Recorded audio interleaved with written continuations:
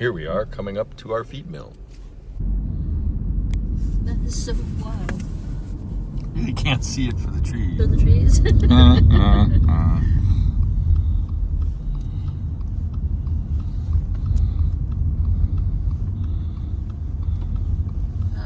All right, I'm down here in the boiler room, whatever we're calling it. And I'm so close. I'm taking a little break. I've been tightening pipe for a while. I am so close up there, like within a ½ inch. I need to tighten up a couple more lengths of pipe. I've shortened it already by about a ½ inch. And I think if I bring this side, my side, a little bit closer to me, another couple turns on 2 different sets of threads, and then if I can try and tighten up the other side, it looks like I might be able to gain a ½ inch. So between those 2 adjustments, I may come out close. I'm worried I'm gonna have to shove those black thermal units that way, just a little bit. There is a little bit of flexibility in the system, so I should be able to marry it up once I'm within that, hair's breadth. On the bottom, it's looking even closer. I couldn't find the right length of pipe. What I needed was a 20-inch piece of pipe. All I could find was the 18-inch piece that I have down there. I'll show you in a minute. And so what I have to do is put a coupling in and a close nipple. And I'm not sure if I won't have to move the tank because of that. So I'm taking a break from up top till I can put the bottom in place and see, maybe I don't tighten up anymore at the top. Maybe I get everything as tight as I can at the bottom and then nudge the tanks. One way or other, I'll make it work. But while I was doing that, I realized that I never tightened up the bolts on this pump that's at my feet. Oh, God. And this pump down here, and I can't even get to it at this point. Partly because there's a lack of space, but also because my back isn't feeling so special this afternoon, whatever time it is, late. I think it's 2 o'clock. And I realized I was going to tighten up the adjustment bolts. Let's see if I can squeeze down in here somehow. There we go, that's better. I was going to tighten up on these flange bolts that go here and are here. But what happened was I put them in backwards. When I was throwing this together, I wasn't finalizing anything. I was just trying to get things close and for measurement's sake. And I put I'll show you here in a second. Let's see if I can get this other side broken free. Dang it. Yeah, there we go. So, and I know why I did it. I was being lazy. There's a captive flange here that catches the head of the nut when it's in place. And that means you only need one wrench. But also the nut is different size head than the bolt. And I bought the one size wrench specifically for the heating unit on the diameter of the nut, not the head of the bolt. The head of the bolt is smaller so that it can be captured by that flange. So, in order to tighten this up, I gotta take it apart and rework it. Now, easier said than done at this point because everything is in place. That one, just got that one in place. I had to wrestle it. I don't know, should be able to put the bottom one in. Yeah. All right, so now I can tighten up these with my 11/16 ratchet wrench. Be able to, come on, tighten up on these now. Not easy, not convenient. And how the hell am I gonna get that bottom one?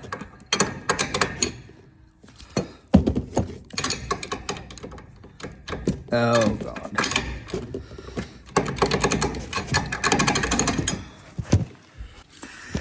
All right, well, I got it pretty tight.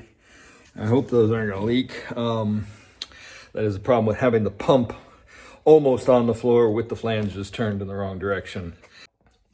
I'm pretty sure I can turn this pump 90 degrees that way if I have to. I could rotate the flanges. If it leaks and I have to take it apart at this point, that's what I'll do to solve that. But right now, I'm hoping that it is fixed. So that being tightened now as tight as I can get it against those gaskets, that will help fix this elbow position as I head out to meet the tanks. And so now this is fixed. I can tighten from that T out to there, and there's the union I have to join. So I have been leveling up the boiler, the water heater rather, this one, the second one, so I can get that closer to where it needs to be. And I think I am there. Let's just see if I can.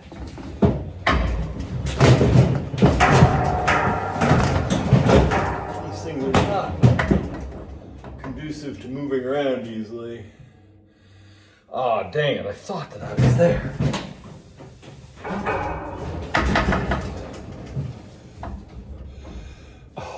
Oh, I am still not there.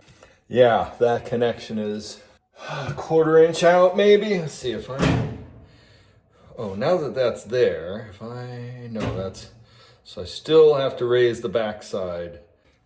There are 3 legs that are basically just bolts threaded into something at the bottom of the water heater unit. And you gotta... They're not...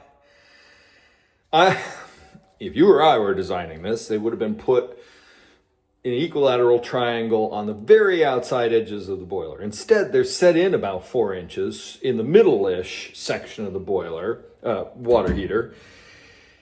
And they seem to be not in an equilateral triangle, so kind of 2 and 1.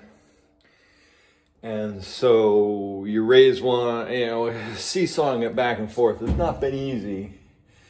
This pipe is a little bit tall. I could probably knock that pipe down just a smidge. I might do that. I gotta loosen the threaded rod and just let it settle. And then let me move this coupling here down. And then I think between that and probably another round of raising the bolts, I don't want to raise the bolts are set in at about 1 inch. And I'm probably have raised it about a 1/4 inch. I don't want to go more than a half. So another 1/4 would be pushing it, just because I don't know how stable these things are. I mean, once this thing is plumbed in and water's full and these things are connected to all the pipes, I don't think they're going anywhere, but I don't know. And I know heating systems, expansion, contraction, all kinds of stuff that a farmer shouldn't have to know. But here we are. I am putting in this system myself because I did. So the background of this whole boiler system is, well, I have you all here. We got a grant. I had a boiler system on another farm. It worked beautifully. I put it in myself. It wasn't a pressurized system with these big tanks. It was very different. I may have described it before. No point rehashing it here. It worked well. It was it heated the whole farmhouse and barns and a commercial kitchen and slabs, and it worked really well. I put it in poorly because of the situation in the buildings and the barns and how to get the heat there, and I didn't understand enough. And there was really, back then, I had a couple people advising me, but they didn't really caution me away from any of the things I was doing. And so I made a lot of mistakes. And the system, I moved on, and the system blew up once I wasn't there to maintain it. Somebody overfired it. Anyway, PEX lines failed. It was a disaster, and they tore it out, cursing the entire system, even though it wasn't the system's fault. So I knew that we wanted that for this farm. And so we put in that temporary system. We've seen the videos, you've heard me bitch about it. And that nightmare last year of firing it basically in the same location, but out in the open. was not working efficiently, and we knew we needed to move on this system. We had the grant. We need this hot water heaters and the storage, and so we're pushing forward with it. I do have to contact the people about the grant, so we may. I'm just assuming we're not going to get any money back because of the government situation. There may be some money, it turns out, to get back on this, which would help immensely because the cost overruns have been more than I expected. But I know that this system will save us a ton of money. So anyway, I have experience with an open loop system, but not a closed loop system like this. I mean, this is a pressurized boiler system. The other one was closed looped and pressurized, but without pressurized storage. This has pressurized storage. So I'm not sure how the expansion and contraction and heat, that's why I've got this big bladder, expansion tank and some stuff. But things move when you heat them. So I want to make sure that I am as close to right as possible before I claim that the connections are finalized. But anyway, my goal is to get this dang thing connected. I will lower that. I'm going to raise this a couple more turns of each leg and see if I can get a little bit closer. And then I would just like to connect it and be done. And also knowing that anything I do up here affects what's down below. As above, so below. And I realized something, and I don't know why I did this. This wouldn't be an issue. I wouldn't be raising this water heater. I used a 2.5-inch nipple on this side and only a 2-inch nipple on this side. So that's where my 1/2 inch is gone. I thought I had consistent sets of parts. I don't know what happened. I don't know why I did that. And now it's causing me grief because I don't want to go backwards. I don't want to take this apart. I can raise this, okay. And that also may help me out down below here because it was looking like things weren't going to line up. Higher is a little bit better for my connection down below. So that's why I'm accepting the fact that I'm having to raise the legs. Oh, so close. Got this connected. Don't know where we were at with the last segment of this. Got that connected, got this leveled up. Got the last piece of pipe connecting there down to the valve, the tempering valve T, and I've got the return side connected and the cold water inlet side connected, the top. And now I'm working on the final connecting piece. Oops, it just rolled out of the way.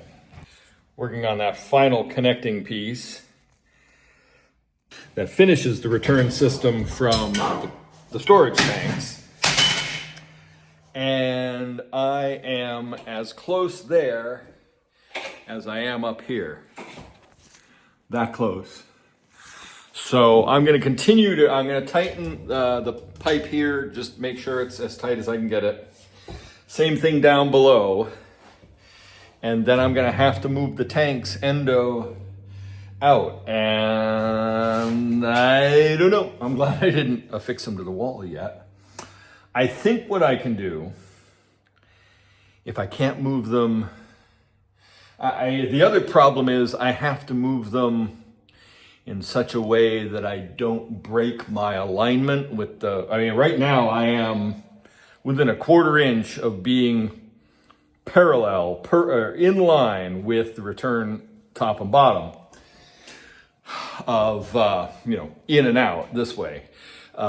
It's just the length to connect up to the coupling that I lack. So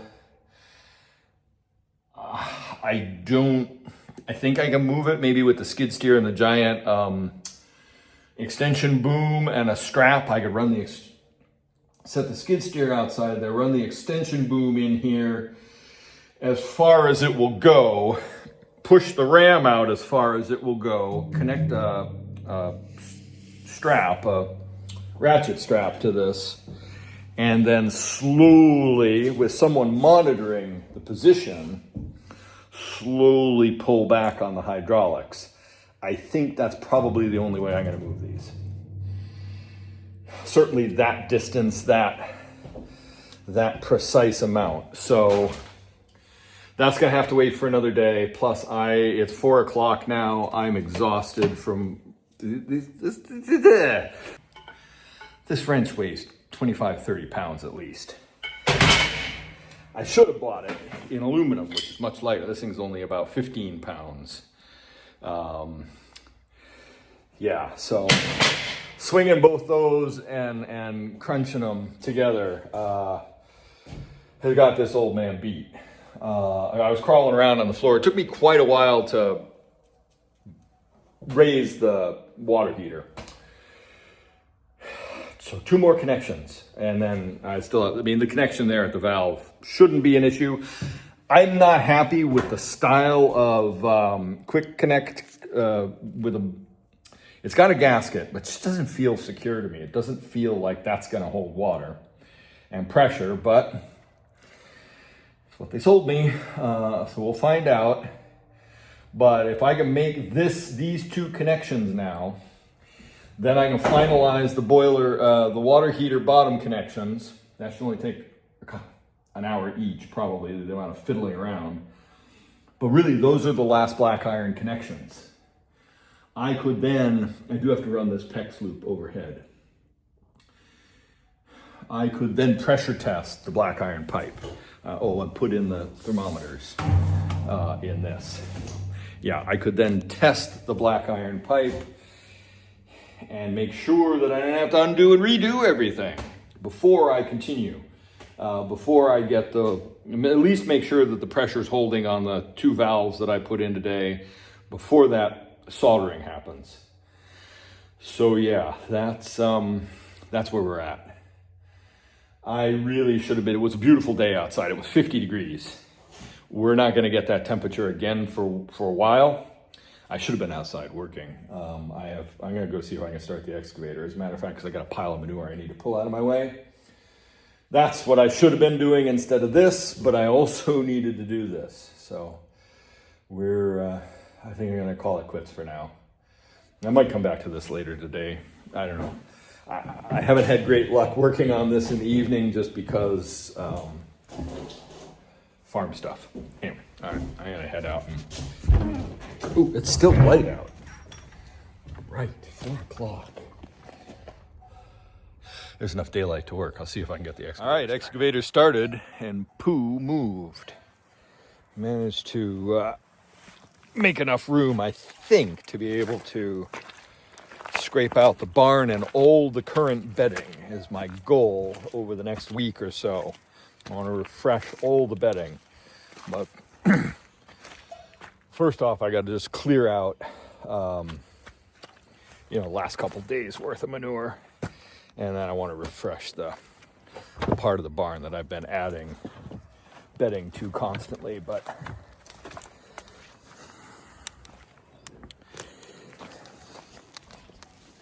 it's not great, but I managed to pull away all the stuff there in the trough and move it back and put another row of it on top of that pile. This is a mess here. But the manure was stacked on the other side up to about here on the rails. So I can take these rails off and just dump the stuff over. Now for my next trick, what I need to do is feed the cows, push up their silage. I need to bring them a bale, but I'd also like to get rid of this pile of waste. Hay and silage that's moldy, and that, well, it's right now it's warm. I mean, it's got to be still in the 40s. It's warm enough that nothing's frozen. So, oh wow, they really cleaned up that silage. So I'm gonna feed them right now. Push up the silage, then go swap the grapple on the skid steer and move this stuff out of the way. Well, it's thawed. A lot of what's on the floor here has been frozen down. Stuff gets spilled on the floor. It rains, it freezes, gets stuck. But right now, I could get rid of this pile here and then come down and scrape this with the bucket. afterwards and get this clean back to some semblance of cleanliness. Mimsy, come on. Feeding calves. All right, it is Thursday because Allison's on deliveries right now. Late, it's after 2. The mild weather this week. It's 45 out there now. There's mud season all over again. It's really thrown me for a loop. I should be doing a lot of other things. I'm working on a boiler system. And I should also be doing other things on the boiler system like filling these tanks, but I'm not there yet. As hard as I worked yesterday, I couldn't get this coupling to connect. I was a ½ inch top and bottom from making these tanks connect with the feed and drain lines, feed and return lines. So I did manage. I was thinking, shoot, I'm gonna have to, get help, and because I only have a ½ inch to move. Now I did think I could move it with the skid steer, and yes, I'm sure I could, but controlling that minute ½ inch. So I came down here with a pry bar and moved these a ½ inch. They just moved. I got lucky. I am now within just right there. So I am going to try and flex this that way, the piping that way, and swing this over into position. Now I should put some sealant on this. Now I have no idea. Nobody's been able to tell me how best you're supposed to seal these unions. Some people say, oh, just use Vaseline and good luck.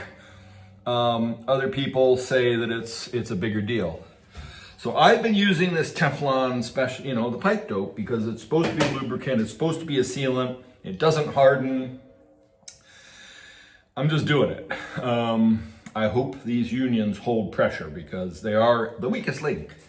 Okay, so the trouble here is I've got to swing this and move this back at the same time. How am I supposed to do that? If I can put my piece here, I can put my arm against it. You're literally moving it a couple of threads worth, not even in order to swing this by, it's like an 1/8 inch at this point. And it should move and flex that much at least.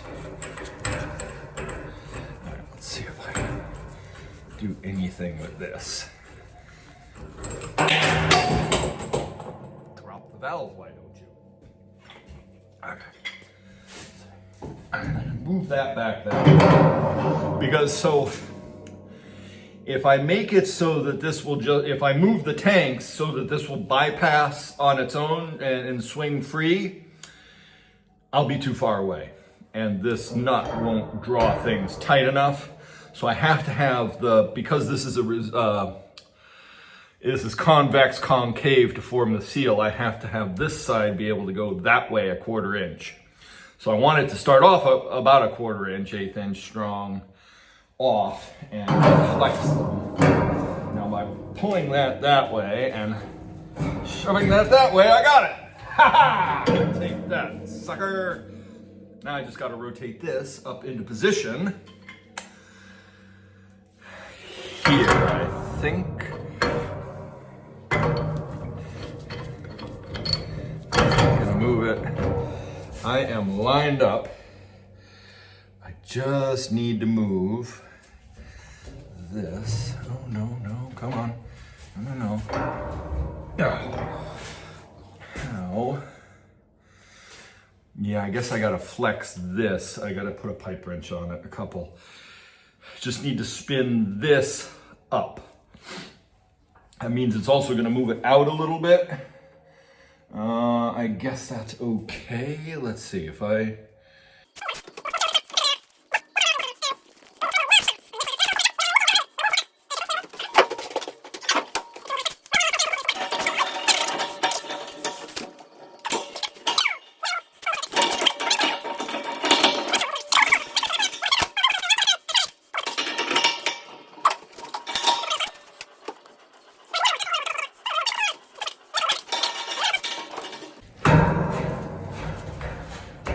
it's not lined up close enough. Wait. Yeah, I'm not lined up close enough to. Let's see.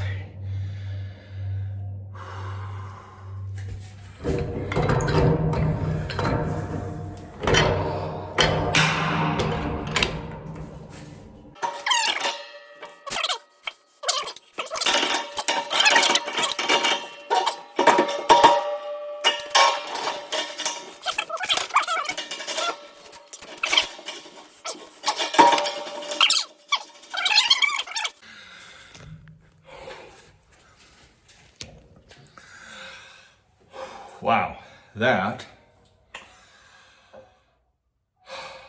is so relieving. Oh my God, you don't know how gratifying that is. For someone who never does this work. Now, I know, I could all be horrifically disappointed when every joint in this place leaks and I gotta redo all this and take this apart. But at least I know this is possible. And if it can be undone, it can be redone. So, let me get a, I guess this is an okay wrench to use. I wish, now I did invest in, let's see. There we go. Yeah.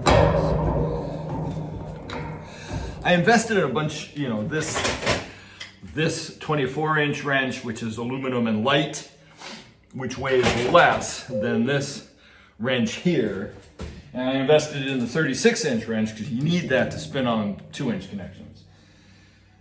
I wish I had invested in a lighter, this is what, an 18-inch? I wish I'd gotten like a light 16 or 18. Because this particular wrench right here is real bare. It's a whatever, Lowe's Cobalt Special. And I've had a long time. It's sat in buckets and gotten rusty and stuff, and never really had a home for it because I don't do a lot of pipe work like this. I do have another 16 or 18 inch, which is a little bit lighter than this. It's up in the tractor right now. I use it for putting the ball on for the trailer. I'm gonna swap it for this at some point. I don't know why I haven't, because it is a little bit lighter. I should have gotten a second 24-inch or an aluminum one of these, the two that I knew that I would use the most, because it is exhausting holding these monkey wrenches for any length of time. So that is that connection done. All this is good. I can now put that, I gotta put this in and then I can put that in. I'm gonna go ahead and do it. I'm gonna put in the first thermometer. It may be total folly, but I do need to get the thermowell. So these have a set screw here and a thermowell, and you pull that set screw off and the actual valve comes out. The actual dial comes out, the gauge. Well, the probe stays in. So I'm gonna go ahead and get these mounted up. I think I'll take the dial out. I need this to go together and work the first time.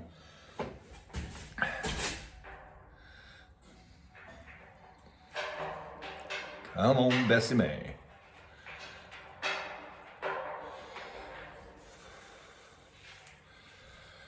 All right, parfait. And a big old crescent wrench.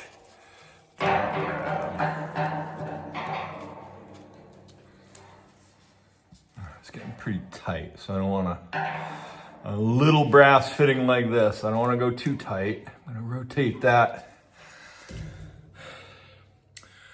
I'm going to rotate that threaded set screw so that I can access it from down here on the ground. Yeah, I don't want to go any tighter than that with that. That puts that thermowell fully into the jack. It would be nicer if it was a 6-inch probe, but happy with that.